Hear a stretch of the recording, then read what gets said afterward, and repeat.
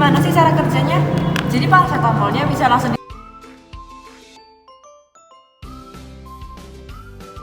dimasukin ke mulut kelincinya gitu. Ngawur, ini nggak bisa. Terus ini kenapa waktu sampling dipotong sejajar dengan pembuluh darahnya? Duh, pusing deh. Kalau pusing minum obat tuh. Aduh, bingungnya sama cara kerjanya. Kalian kenapa sih ribut-ribut?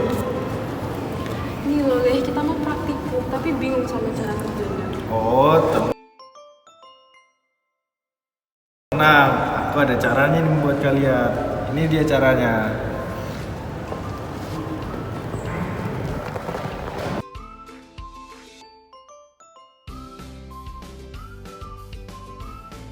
Halo sobat, kali ini kita akan belajar bersama mengenai proses persiapan, treatment per oral dan sampling collection untuk farmakokinetika paracetamol pada kelinci hingga penyimpanan sampel plasma darah. Parameter farmakokinetika itu apa sih? Parameter farmakokinetika adalah tetapan yang digunakan untuk menentukan besarnya jumlah obat dan kecepatan eliminasi obat di dalam tubuh. Lalu, kenapa parameter farmakokinetika perlu ditetapkan? Parameter farmakokinetika ini berperan penting dalam menentukan regimen dosis dan monitoring terapi. Apa saja sih yang termasuk dalam parameter farmakokinetika? Parameter farmakokinetika meliputi konstanta kecepatan eliminasi yang dilambangkan dengan K, waktu paruh atau T setengah, AUC, volume distribusi, dan clearance. Sampel apa yang digunakan? Nah, sampel yang dapat digunakan adalah plasma darah. Darah merupakan lokasi pertama yang dicapai oleh obat seusai diadministrasikan ke dalam tubuh. Plasma darah dapat digunakan sebagai sampel dalam proses penetapan parameter farmakokinetika karena mampu menyatakan konsentrasi obat dalam waktu tertentu. Oke, sekarang kita masuk ke tahap persiapan ya. Jadi terdapat beberapa cara nih untuk memperlakukan kelinci. Yang pertama, kelinci dimasukkan ke kandang yang bersih dan diberi makan dengan makanan khusus kelinci, misalnya diberikan wortel.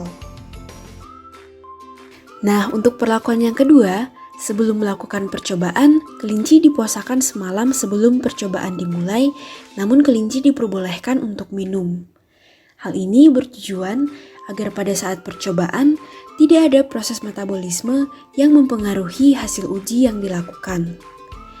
Dan perlakuan yang ketiga yaitu ketika akan mengangkat kelinci, jangan memegang bagian telinganya karena kelinci akan stres dan mempengaruhi proses dalam melakukan percobaan atau ujinya.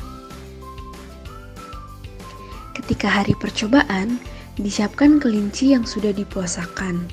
Setelah itu dilakukan penimbangan bobot dan kelinci dimasukkan ke dalam pet holder dengan hati-hati serta pastikan bahwa kelinci sudah diposisikan dengan pas dan tepat.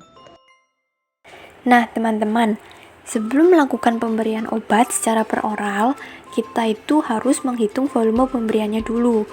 Contohnya nih, dosis paracetamol itu 100 mg per kilogram berat badan. Kemudian konsentrasi obatnya 120 mg per 5 ml atau 24 mg per mililiter. Nah, obat ini akan diberikan pada kelinci dengan bobot 2,3 kg. Nah, untuk menghitung volumenya, maka kita menggunakan rumus volume sama dengan dosis dikali berat badan dibagi konsentrasi. Sehingga ketika disubstitusikan akan menghasilkan 11,5 ml. Kemudian untuk tahu apakah volume yang sudah kita hitung tadi dapat diberikan atau tidak, maka kita harus tahu nih volume maksimal pemberian pada kelinci. Nah, untuk kelinci dengan bobot 2,5 kg, maka volume maksimalnya adalah sebagai berikut. Untuk intravena itu 5-10 ml, intramuskular 5 ml, intraperitoneal 10-20 ml, subkutan 5-10 ml, dan untuk yang peroral 20 ml. Nah, tadi kan kita udah menimbang kelincinya, kemudian menghitung volume pemberiannya nih. Sekarang kita akan memasukkan kelinci ke dalam pet holder, kemudian bulu telinganya dicukur dengan scalpel atau silet, gunanya untuk memperjelas vena marginalis pada bagian telinga kelinci. Setelah itu, bagian telinga yang tadi udah kita cukur itu diolesi dengan parafin cair. Pengolesan parafin ini gunanya untuk mempermudah dalam kita melihat vena marginalis kelinci, kemudian sebagai pelicin dan juga penghangat darah kelinci, sehingga darahnya itu mudah mengalir. Untuk mengambil darah, vena marginalis di bagian telinga kelinci kita sayat secara sejajar agar tidak memutus pembuluh darahnya sehingga kelinci tidak akan kehabisan darah. Setelah itu, darah yang kita peroleh ditampung ke dalam tabung Eppendorf yang sebelumnya sudah diberi heparin. Kenapa sih harus diberi heparin? Jadi, heparin diberikan dengan tujuan agar darah menjadi encer. Darah baru yang masih mengandung fibrinogen, jika tidak diberikan heparin sebagai antiplatelet, dapat menghasilkan darah yang kental dan tidak dapat memisah jika disentrifugasi. Darah kemudian disentrifugasi selama 15 menit dengan kecepatan 8000 rpm. Kemudian diambil plasma darah dan dimasukkan ke dalam mikrotub. Plasma darah ini digunakan sebagai blanko.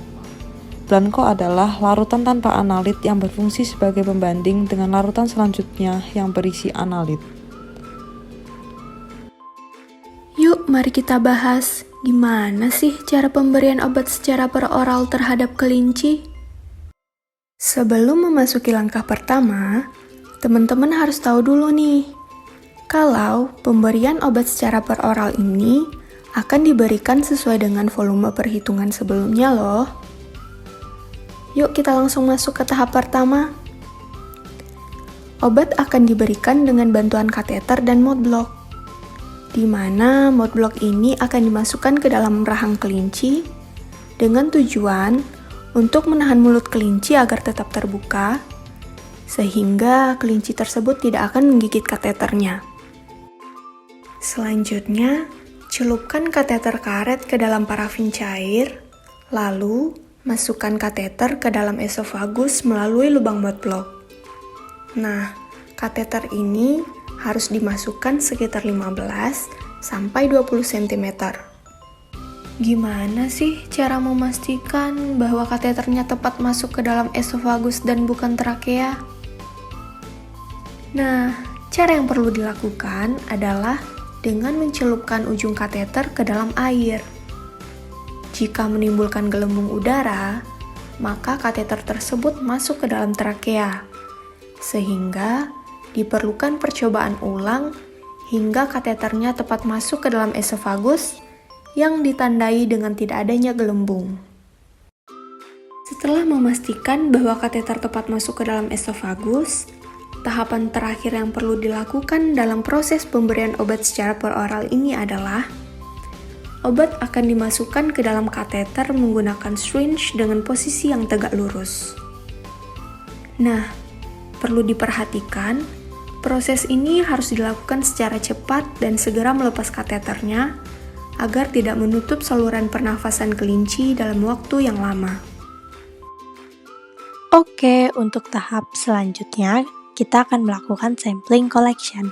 Hal pertama yang dilakukan adalah kelinci dimasukkan ke dalam pet holder agar saat pengambilan darah kelinci tidak bergerak atau melakukan perlawanan.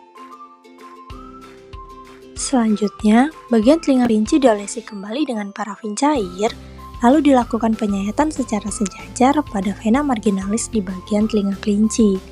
Nah, hal ini bertujuan agar tidak memutus pembuluh darah pada telinga kelinci. Kemudian, darah ini ditampung ke dalam tabung Eppendorf yang sebelumnya sudah diberi heparin, yang bertujuan agar darah tidak menggumpal. Tahap selanjutnya, darah tersebut disentrifugasi dengan alat sentrifuge selama 15 menit dengan kecepatan 8000 rpm untuk memperoleh plasma. Nah, Proses sentrifugasi ini bertujuan untuk membedakan darah dan juga plasma. Plasma darah yang dapat digunakan sebagai sampel. Nah, setelah mendengarkan pembahasan tersebut, kalian jadi bisa memahami cara perlakuan dan persiapan hewan uji yang benar, pemberian obat secara peroral kepada hewan uji, cara melakukan sampling collection berupa darah kelinci, dan cara penyimpanan sampel yang tepat.